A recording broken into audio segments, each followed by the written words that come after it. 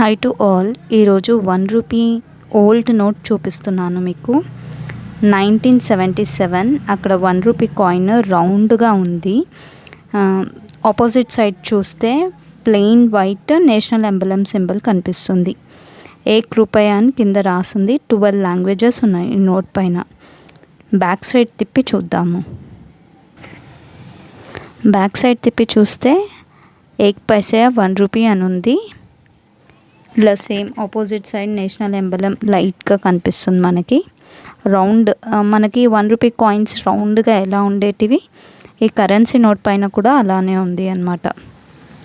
కింద secretary minister of finance Manmohan Singh అని రాస్తుంది. Government of India. Thanks for watching. Thanks to all.